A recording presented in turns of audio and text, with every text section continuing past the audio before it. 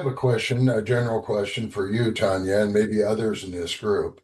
Um, I know you've said, Tanya, that you will list a business that's beyond your driving circumference, let's say. Um, and you'll get in an airplane and go see them, or do you list businesses you've never walked through the doors?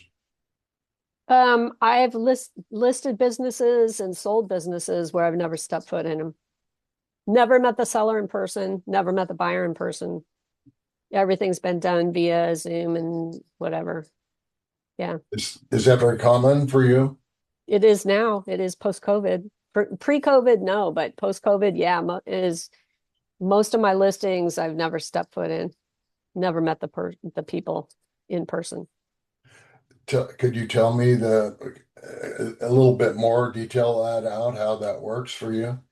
I know generally how that would work, but do the sellers balk at that, or do they want you to come and see that? Or do when a buyer looks at the business, you're not there, and the seller's kind of there with the buyer type thing?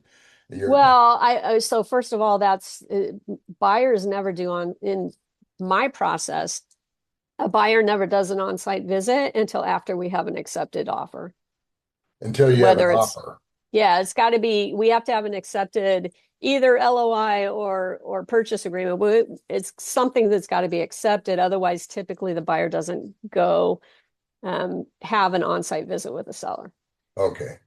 That's the So, way I do it too, the LOI in that case, but yeah. yeah, and that, pre-COVID, it was different. It was very different. You were constantly doing on-site visits um, and with buyers and all of that. And the problem there is that business sales are confidential. And so about the third time you show up with a different person, now the employees recognize you, that you've been there three times and you've had a different person with you every time. The seller can only pass you off as being an insurance agent once the first time. And that's a good cover story for why you're walking around looking at the business premises and touring the thing. Oh, yeah, as insurance guy. But about the third or fourth time, that doesn't fly anymore. So post COVID, um, I've for a lot of kind of we've talked about it before, but I do video interviews with my sellers. And so the buyers already pretty much, that's kind of the first step. So buyers inquire about the business, they sign an NDA, they get access to the SIM, they get access to, if they're still interested, they get access to the video interviews. And that's really where they learn the most about the business. Past that, if they continue to be interested, then we set up a Zoom meeting, a buy sell meeting via Zoom with the seller. And, so we might have, you figure if you have, let's say, 100 people, we'll keep the math easy for me because it's only 10 o'clock in the morning. But if you have 100 inquiries, probably 85 of them are not interested past the SIM, right? For whatever reason, it doesn't meet their buy box. It's not their acquisition criteria.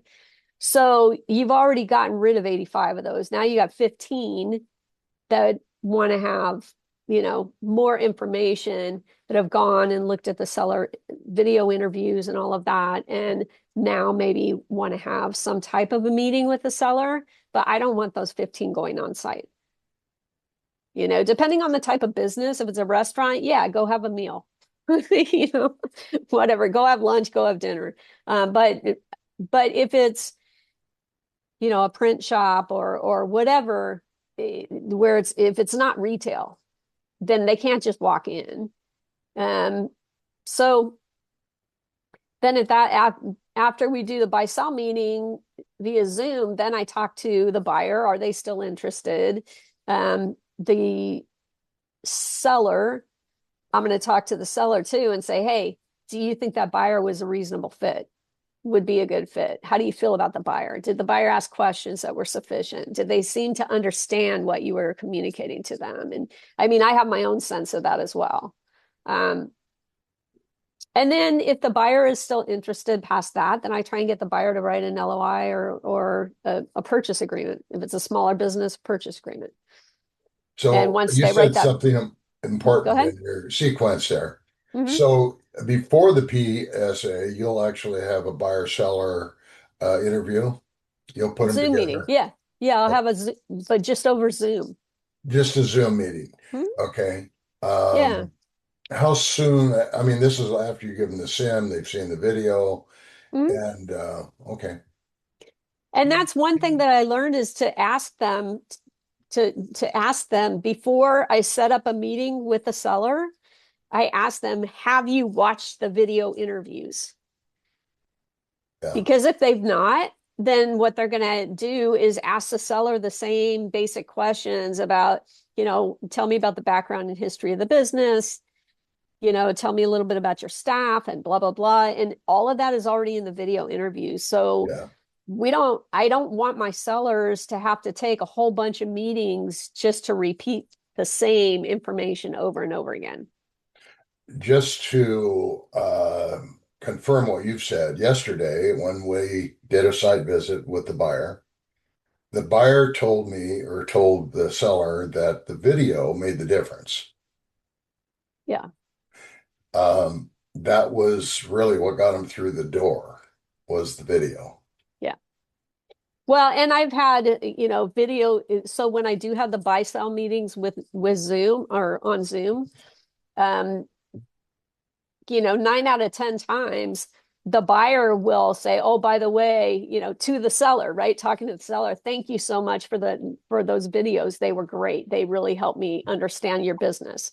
So the buyers are thanking the sellers for going through that process and doing Yeah. those videos for them.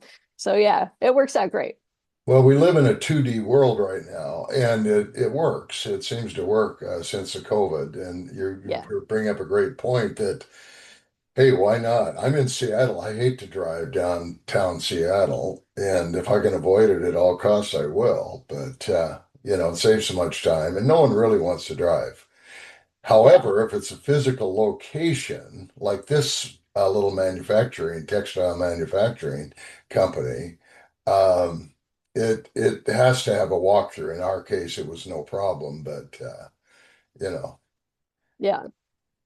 Yeah. And, those walkthroughs, I mean, yeah, at some point when you have a serious buyer, you're definitely going to need an on-site visit. But um, I just want those to be as few as possible. And the way that we explain it to sellers, obviously, confidentiality is key, so they definitely appreciate it.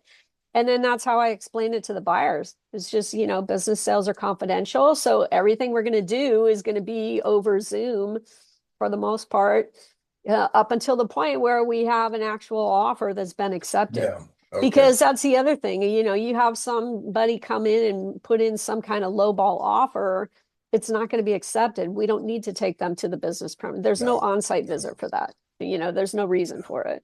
I wasted an immense amount of time on a little manufacturing company because of my process. Mm, And it was just down the street from me, so it wasn't a big deal for me, but it was an immense amount of time just doing dead end walkthroughs. And yeah. yeah, Yeah, and the other thing you can do is take a bunch of photos, or have the seller or somebody take a bunch of photos and send them to you and put yeah, those in your sim. So you have exterior shots, interior shots, hmm, the machine shop and whatnot. Not the same as on site, but it at least gives them an idea. sure, Or, somebody can walk through with an iPhone or whatever and take a video that way. You can make yeah, that available to them. So there's lot. I mean, technology is great, right? oh, We yeah, have it's so many easy. tools Yeah. available to us now. It's so much easier in a lot of ways. It's a lot easier than it used to be. Um, And so this meeting is being recorded. You'll get a recording mhm, on this meeting, mhm. and you can transcribe it or you can break it up into paragraphs or whatever else pretty fast nowadays. Any meeting, right, that you have on Google or on Zoom, right?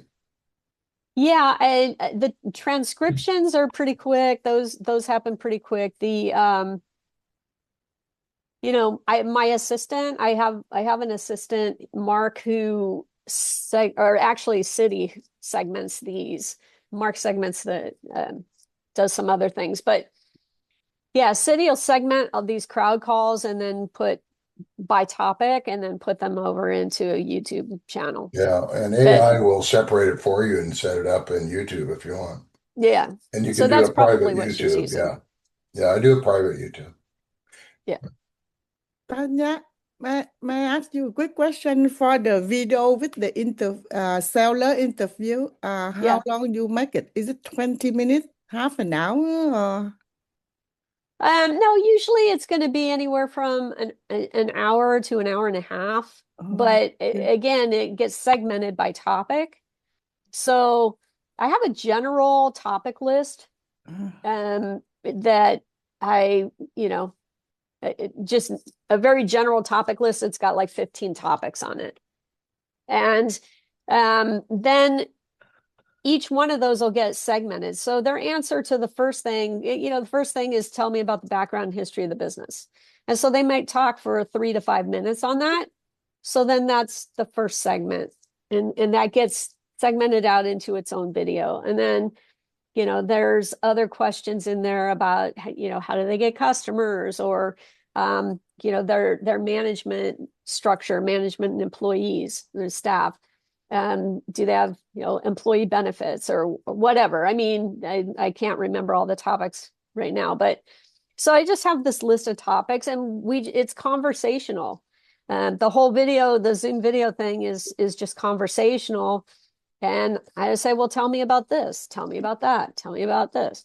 And then each one of those is broken up into a segment and put into a web page. So what happens is then in my sim, I have a page that says click here to watch the video interviews.